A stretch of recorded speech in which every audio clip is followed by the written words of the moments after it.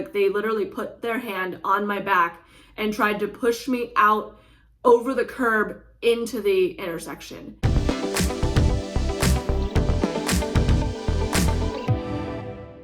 Hey guys, it's Hope. Welcome back to my YouTube channel, and today we are going to do a very important topic.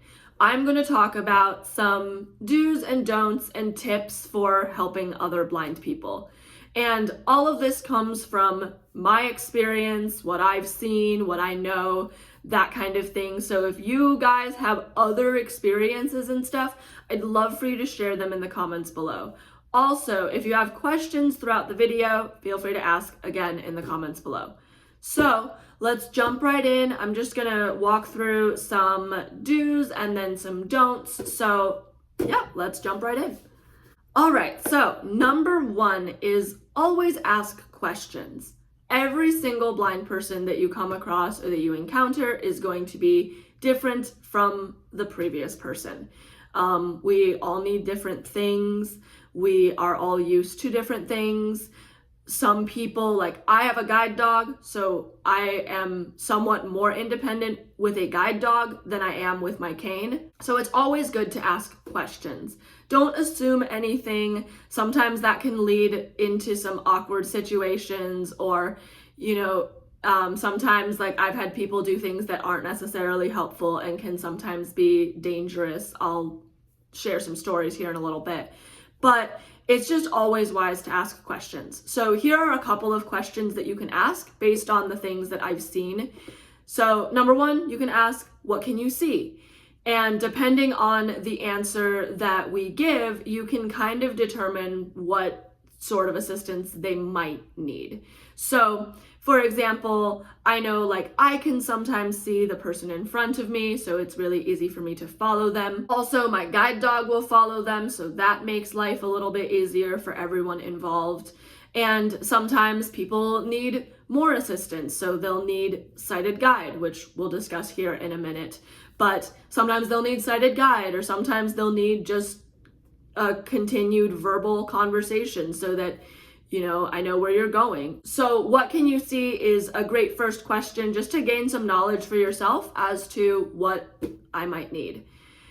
A second question that you could ask is, how can I help you? Or what can I do to help you and make sure that you navigate well? So I would answer that question by saying, especially if they're leading me somewhere or if we're going somewhere, I would just say, all you have to do is just walk out in front of me and I'll have my guide dog follow you. That's typically my response. Sometimes if I have a white cane, I will opt for sighted guide since it's a bit easier. And especially because I am not as proficient with my cane, I am a little bit more vulnerable. I feel more like uncomfortable. I kind of feel my blindness more. So things like that. So asking like, what can you do to help us is always a great question. And then if you have other questions about the dog or what you can do for the dog or with the dog or things like that, just let us know. I've had people try to grab the harness. I've had people try to grab the leash. I've had people try to call him when they're changing directions. They'll be like, come on, leader, come on. And so all of those things are not good things, at least from what I've learned through my guide dog training, through what I've learned just about like not distracting service dogs and stuff like that. So again, everybody has their own opinions. I've seen someone who would prefer that the person who they're following call their dog's name. So everybody has a different opinion on that. So if you have questions about the dog or want to know what you can do, especially in situations where the person has a guide dog, feel free to ask.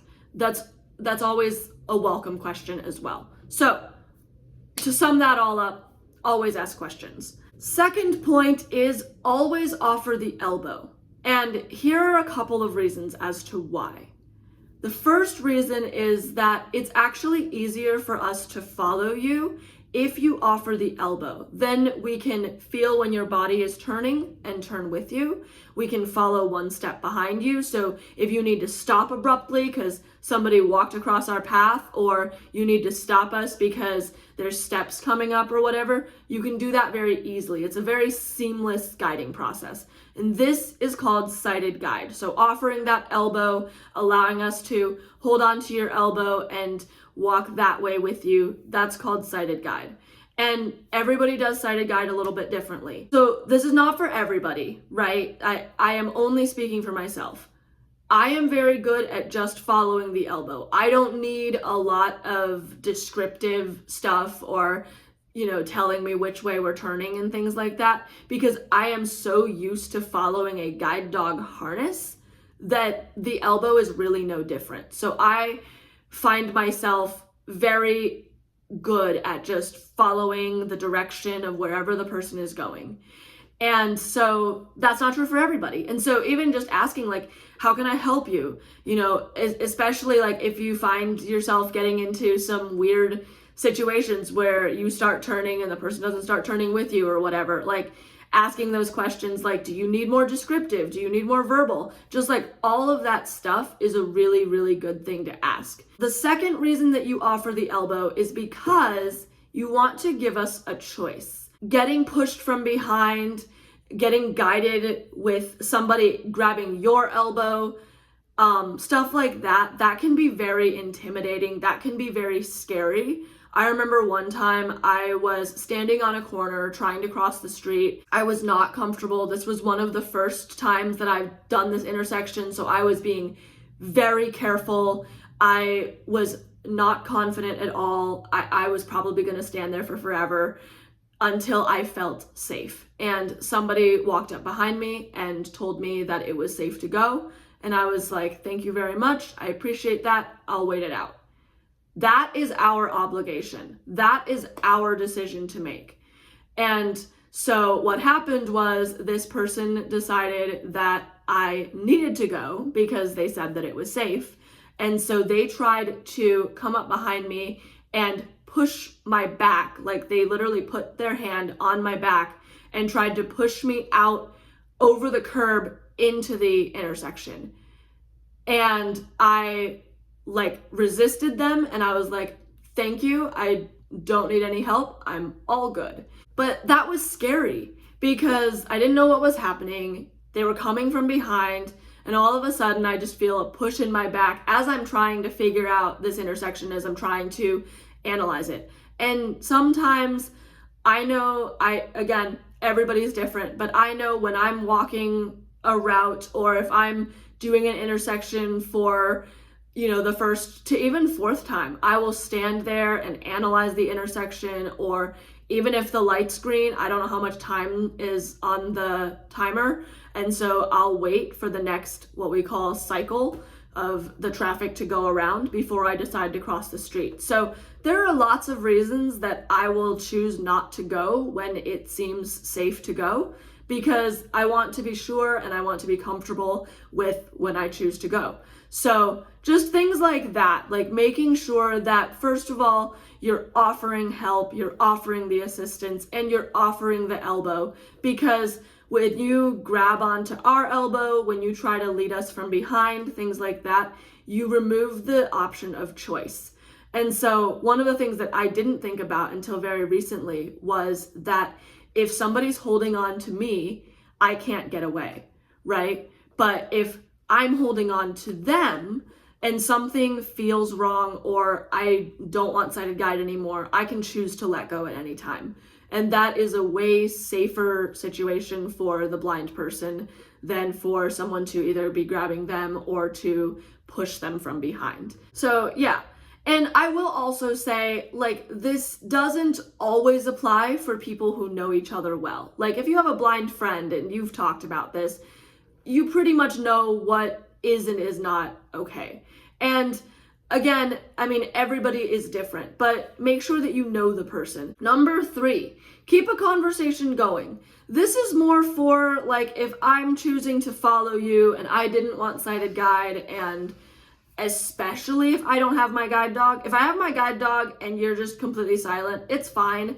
My dog will follow you and it should be okay. Obviously, like if you notice that I'm gone, maybe, stopping or texting me or making sure that I'm behind you is a great thing. But if I have my cane, a lot of times, especially if we're like walking through crowds, I won't necessarily be able to see you. So keeping that running dialogue going is always a good idea.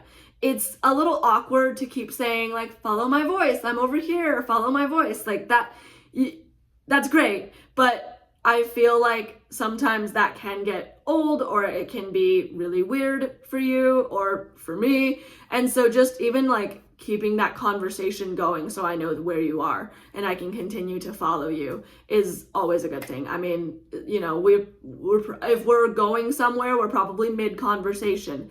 That's also why like a couple of blind YouTubers, you'll see them as they are following a store associate to a place in the store or whatever. They'll start a conversation. How was your day? In hopes that they can carry that conversation, because that is one of the tools that we can use to make sure that we're following the right person.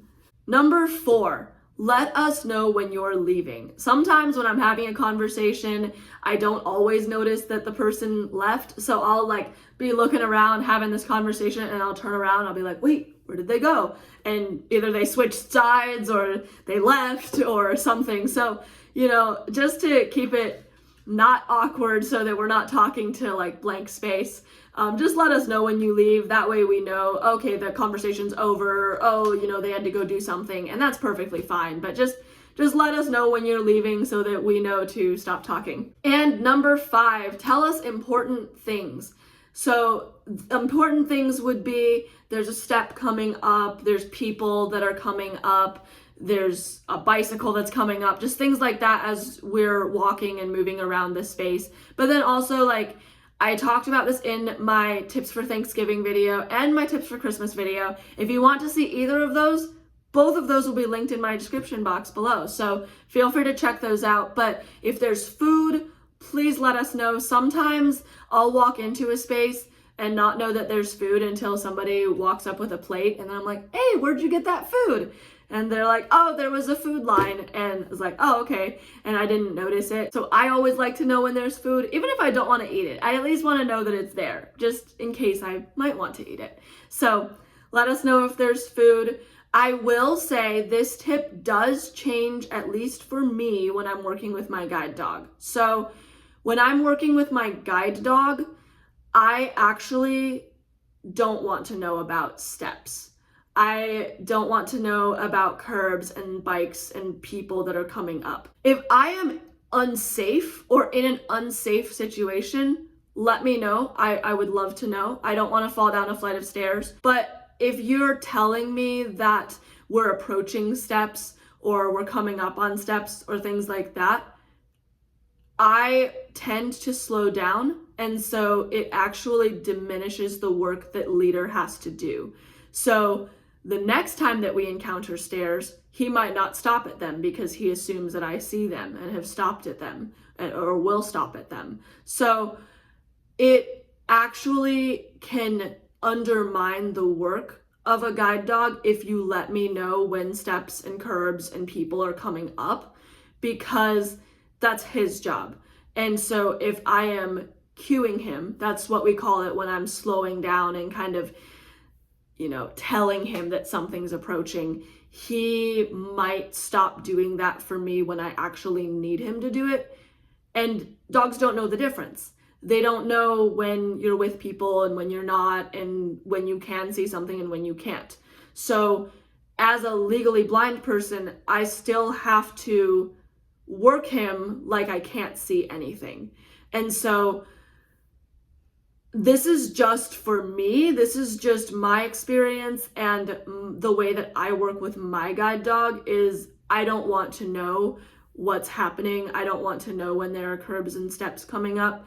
My dog will take care of that for me. If he doesn't, we do have protocol for fixing that. Now, obviously, if you can tell that my dog is just about to go off the flight of stairs and not tell me about it, let me know. I don't want to fall down a flight of stairs. But otherwise, I don't need to know until my guide dog tells me. But that's just my opinion. If you have other opinions or if you've seen things done differently, I'd love to hear your thoughts. Please leave them in the comment section below. One thing that I will say is that if you have a friend who has a guide dog, this is just for me. I like to know when other dogs are coming because my dog has some dog distraction. Sometimes he, doesn't necessarily work through the situation well because he wants to go over and say hi or whatever. So let me know when there's another dog coming up if you can, just because then I can kind of prep him for it and I can start doing those pre-commands like leave it, forward, and giving him those other options of things to do. Because otherwise, I can't see the dog until it's too late, and now I'm trying to refocus him while the dog distraction is already there. Whereas if I'm walking with you and you let me know that there's a dog coming, I can start doing some of that pre-work a little bit early. So those are just my thoughts on tips and tricks for helping blind people. If you guys have thoughts, if you guys have questions, let me know in the comment section below. I really look forward to reading your answers on these. I know everybody has different opinions and strategies and ways of doing things, so I would just love to know what your thoughts are. And I hope that you all enjoyed this video. Subscribe, share, like, do all the fun things. Check out the video I linked in the description box below. And I hope that you all have a great week, that it is just filled with fun and maybe a little bit of flex time that you can use to enjoy a Friday afternoon off or something like that. And I will see you all in my next video. Until then, have an amazing day. Bye, guys.